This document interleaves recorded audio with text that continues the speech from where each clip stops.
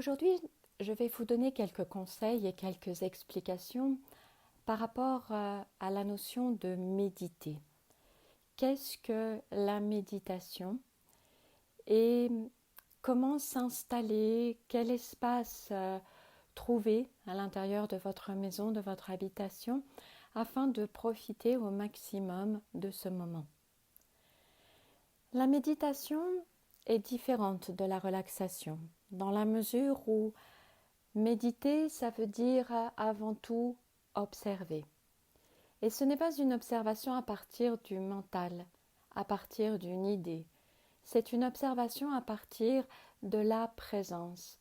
On appelle cela en yoga l'observateur, le purusha.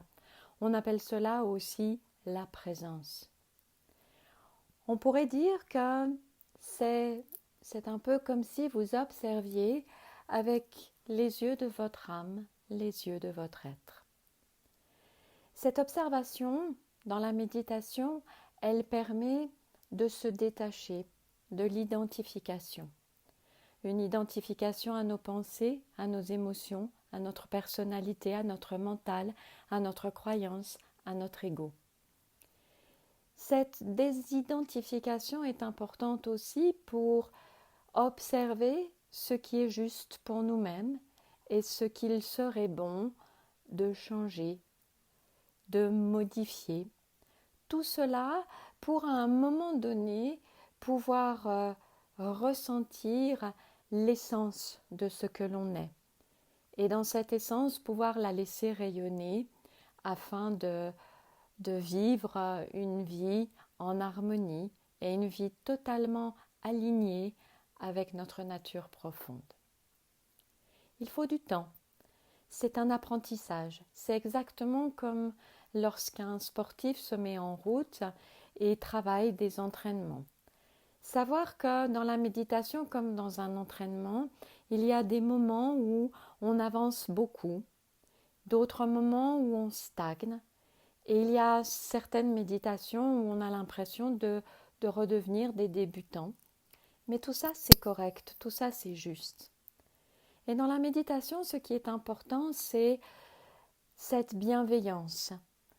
Étant donné que l'on est dans la désidentification de ce que l'on observe, de tout ce qui nous traverse, on va pouvoir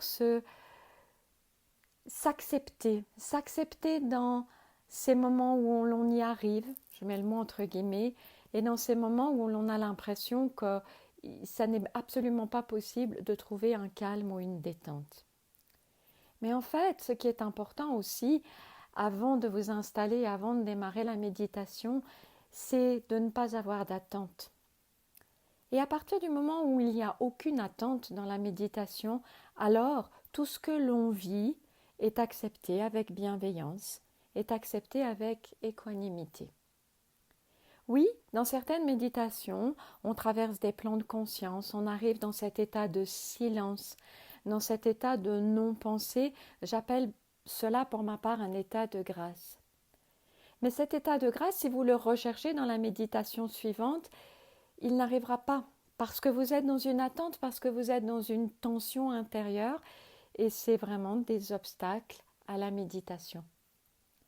Ne vous fixez pas un objectif, je médite pour ceci, pour cela. Essayez de méditer, s'il y avait un objectif à avoir, qu'il soit celui de la rencontre avec vous-même. Et c'est tout. Et dans ces moments de rencontre avec soi-même, bien des fois on rencontre notre agressivité, notre colère. On rencontre aussi le fait de ne pas savoir méditer. Il y a des moments qui peuvent durer aussi sur quelques jours, quelques semaines, où on a l'impression qu'il ne se passe absolument rien. Et en fait, plus profondément, il y a beaucoup de choses qui se libèrent à ce moment-là. Lorsque vous décidez d'entrer dans cette magnifique expérience de la méditation, essayez de trouver dans votre chez vous toujours le même endroit. Pourquoi ? D'abord parce que c'est important de trouver un lieu dans lequel vous allez vous sentir bien et surtout un lieu qui va être calme. Lorsque vous décidez d'entrer dans la méditation, coupez vos téléphones. Ne répondez pas à quelque sollicitation que ce soit. Dites aux personnes qui vivent avec vous que vous avez besoin d'un temps de silence, d'un temps où on vous laisse tranquille. Puis essayez de faire chez vous un espace comme un temple. Ça peut être un tapis de yoga avec une petite bougie, ça peut être une chaise avec une petite table à côté de vous avec une petite bougie, peut-être un peu d'encens, peut-être une image qui vous parle. C'est vraiment l'idée, je vais me respecter.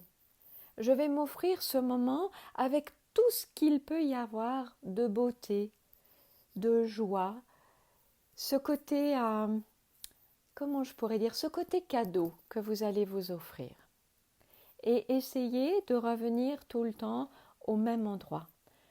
Aussi parce que au niveau énergétique, il va se passer des choses, des nettoyages, de l'énergie qui va arriver, de la lumière, etc. Et que cet endroit que vous allez choisir va vibrer. Il va y avoir une vibration. Et c'est cette vibration qui, petit à petit, va vous aider à méditer, va vous aider à vous retrouver dans votre propre espace. Ensuite, ayez des vêtements confortables. Évitez d'être bloqué au niveau surtout de l'assise dans un pantalon trop serré ou autre, car là encore, il y a des équilibres d'énergie qui se mettent en place et surtout la position assise qui est tout de même nécessaire pour la méditation, surtout quand on débute, qu'on n'a pas l'habitude. Après, on peut en faire allongé, mais il y a plus de risque de s'endormir lorsque l'on est allongé. Donc garder une position assise confortable, c'est pas toujours évident, surtout quand le temps de méditation va s'allonger. Donc essayez vraiment d'être dans des vêtements confortables et d'avoir chaud, car la température diminue un tout petit peu en méditation, comme lorsque l'on fait de la relaxation. La position assise, on la décrit beaucoup dans les livres. On est assis sur un coussin, on a les jambes croisées, on est souvent en lotus, etc. On a le dos droit, c'est important. Mais tout le monde ne peut pas garder la position assise avec les jambes croisées en tailleur, donc n'hésitez pas à garder les jambes allongées devant vous.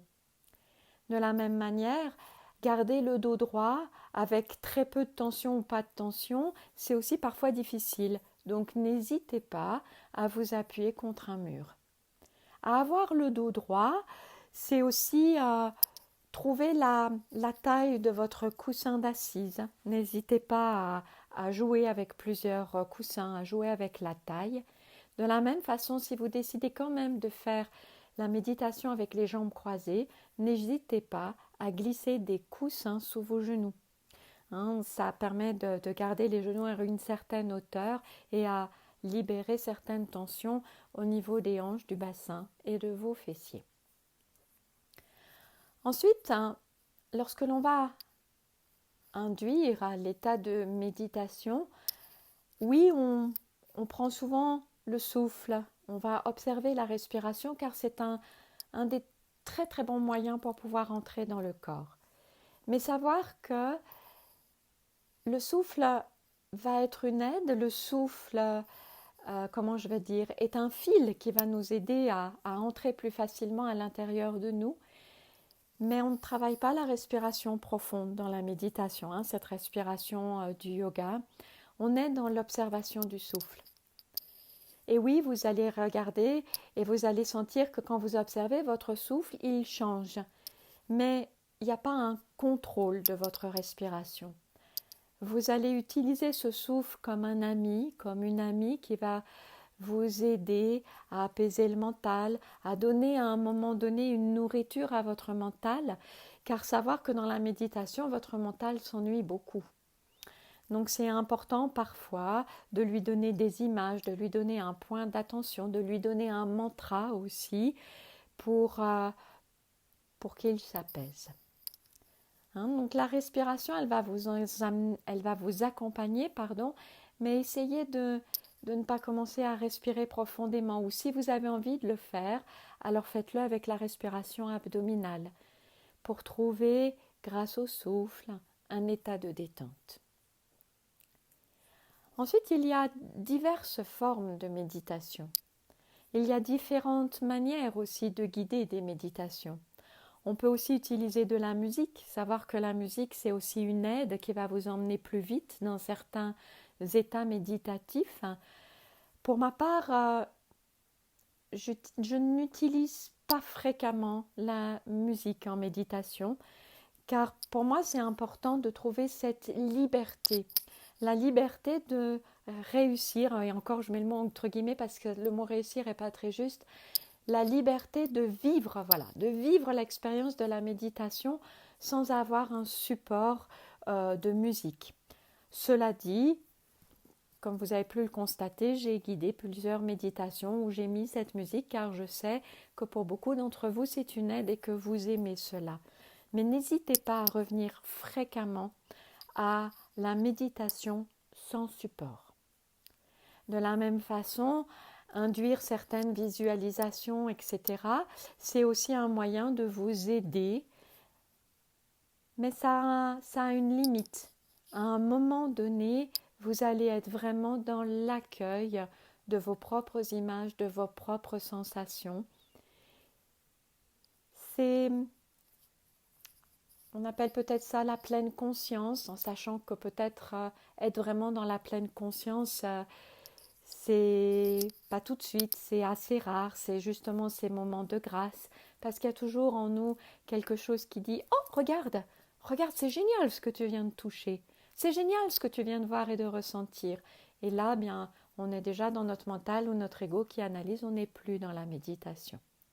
Mais peu importe, nous avons des outils, nous avons des supports, pourquoi ne pas nous en servir?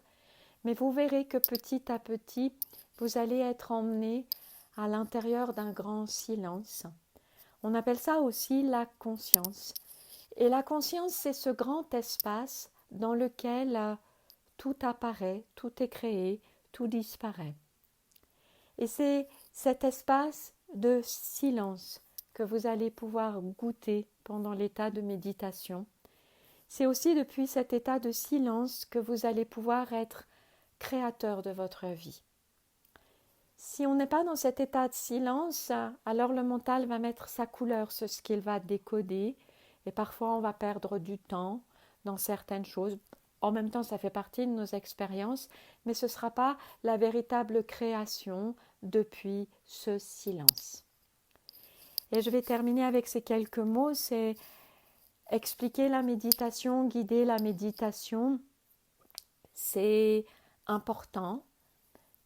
Au-delà de ça, on est encore dans les mots pour expliquer quelque chose qui appartient simplement à une expérience et à un vécu.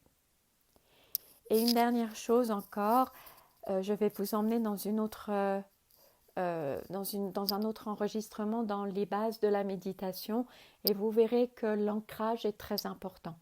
Lorsque vous commencez à méditer, travaillez vraiment votre ancrage à la terre, travaillez vraiment votre assise dans votre corps et dans votre bassin. Plus vous allez travailler ça, plus loin vous irez. Et même si à certains moments, vous pouvez avoir des peurs et des choses qui remontent, vous continuerez à vous sentir toujours en sécurité. Voilà, je vous souhaite de très belles rencontres avec vous-même.